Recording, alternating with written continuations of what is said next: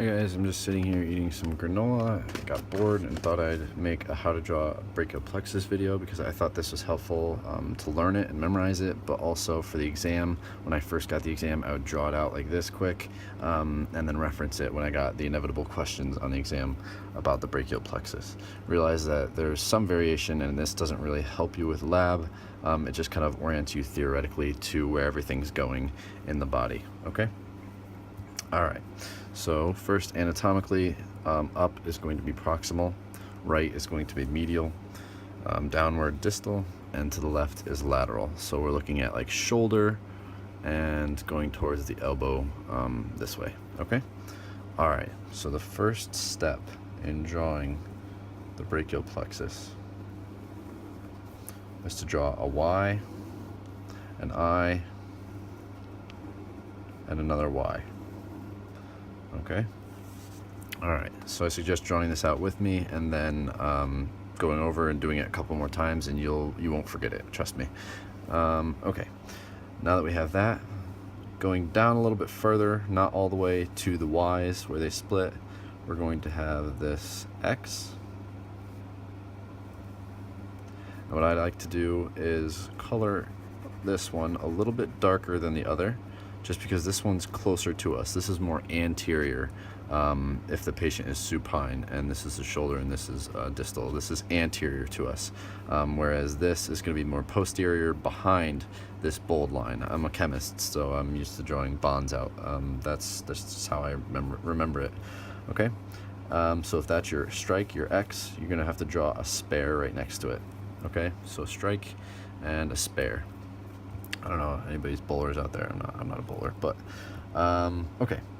Then you want to draw your classic M, okay? And this is the M that everybody sees when they're dissecting out the brachial plexus.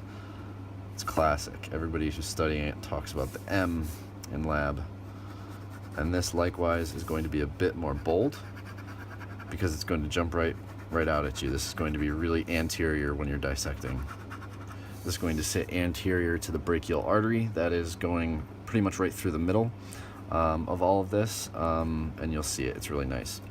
All right, and that's more anterior to these posterior branches here.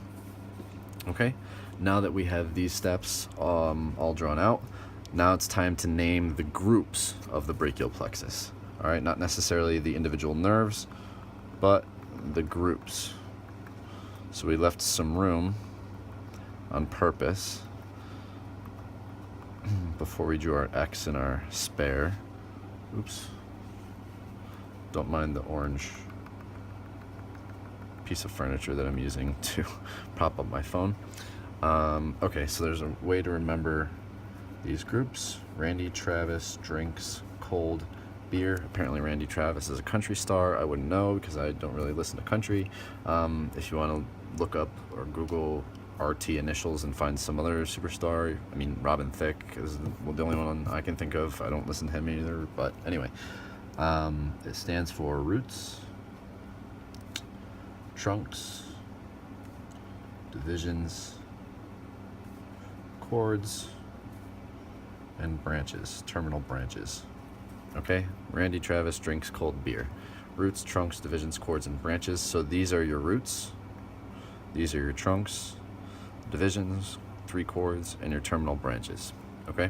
Going from proximal to distal. All right, so now it's time to name some of these.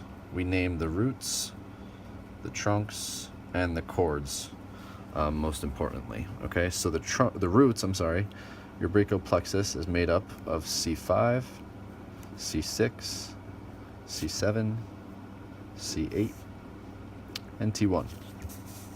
Okay, so those are the roots that we drew, the top of the Y, I, and Y. All right, next the trunks, and this is where it gets a little bit weird, but I'll try and explain myself. This is the superior trunk here, the middle trunk here, and the inferior trunk here.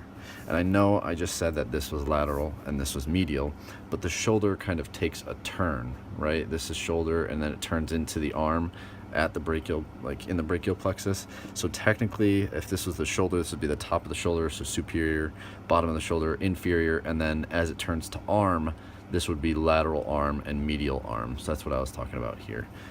You'll see it in an actual anatomical diagram, but for my rendition, just to draw it out nice and straight, this is how I do it, okay? Okay. Likewise, this cord is a bit more superficial, and that cord is a bit more superficial. This cord, this is where it's more in the arm. That's your lateral cord, your medial cord, and your posterior cord. Okay, lateral cord, posterior cord, medial cord. That's why I drew these a bit darker as well, because your posterior is, likewise, the branches are going to be behind your brachial artery, and everything that's bolded is going to be more superficial. Okay? Okay. Now, the first thing I label as far as the branches of the nerves in the brachial plexus, I start at the posterior cord. And that's because there's an easy way to remember that. It's ultra. U, L, T, R, and A. Okay? T is in the middle of U and L, and I'll show you why in a second. This is your upper subscapular, or upper subscap. This is your lower subscap. And T stands for thoracodorsal nerve, and that's also considered your middle subscap. So that's why it comes in between upper and lower. In some diagrams, you'll actually see it coming off in between upper and lower, but I like to remember ultra, the posterior cord, U, L, T, R, and A. So this is your radial nerve, and this is your axillary nerve. Okay, and we saw that the first day of the upper limb dissection today, or whenever you're watching this. Yesterday, if you're watching it tomorrow, or whatever. Okay, so now I like to just finish off with the branches from lateral to medial. You have your musculocutaneous, your median. I almost drew an L. I'm sorry, median, and your ulnar nerve. Okay, and those are what make up, from lateral to medial, your big M that you're going to see in dissection. Musculocutaneous, your median, which converge here, and your ulnar. Okay? Okay, from here, I go back to the cords. Your medial cord, this one here, is going to have 3 branches off of it, and it's very easy because they all start with medial.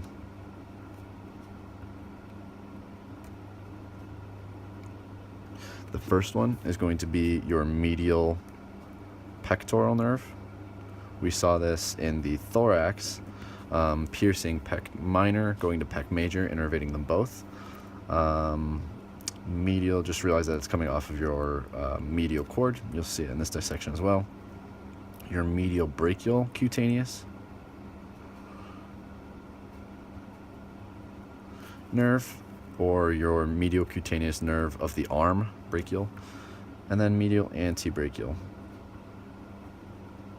cutaneous nerve, or your medial cutaneous nerve of the forearm. That's just what antebrachial means. Okay, your medial pectoral nerve comes off of your medial cord.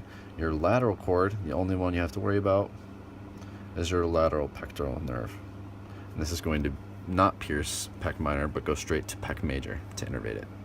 Okay? The next ones, I just remember, I don't have a tricky way of memorizing them. It's off of your superior trunk. This is going to be your nerve to subclavius. Subclavius is a muscle we're going to dissect out. It's really small. That's your nerve that innervates it. And then your suprascapular nerve, which we saw the first day in dissection, the nerve going underneath that transverse ligament of the scapula. Okay? All right, last but not least, the roots make up separate nerves, and this can get kind of tricky, so just bear with me. C5 contribution and C6 contribution come together to form your dorsal scapular nerve. which is this one right here. Okay, that's your dorsal scapular nerve, C5 and C6 contributions, going like superiorly or almost lateral of the arm. Okay, 5, 6, and 7 are all going to come together to form this nerve here, which is your long thoracic nerve. Okay, and that's it. So just to review, a Y, an I, and another Y, then your strike a little bit farther down, like in the middle of all of them, your spare. This one's more superficial, more anterior, and then your big M, which is superficial or anterior to the posterior branches, which are not bolded. All right, from there you can draw out ultra, upper subscap, lower subscap, and thoracodorsal, which is also considered middle subscap, radial, and axillary, ULTRA, ultra. From there, I go to the medial, just because I remember it as well, all being medial, medial pectoral, medial brachial cutaneous, medial antebrachial cutaneous, and then off of the lateral cord, the lateral pectoral nerve. Okay? The tricky ones, nerve to subclavius and your suprascapular nerve, coming off of your superior trunk. C5 and C6 creating your dorsal scapular. C5, C6, and C7 creating your long thoracic nerve. Okay? Also, quickly just realize that if you do have a nerve and you're asked which fibers make up that nerve, so let's pick your radial nerve real quick. You can trace out which fibers create the radial nerve from this diagram. So, starting at C5, going down, crosses this bridge, goes down, goes to radial, so C5. C6, the same route almost. C7 also goes to radial. C8 takes this bridge over, can go to radial, and T1 can take that bridge over and go to radial. So your radial nerve is actually C5 through T1 fibers. Okay, and you can do that for the rest of them for the most part, to try and deduce what nerve fibers are created for the radial nerve. Okay, and that's it. Good luck, everyone. See you tomorrow in lab.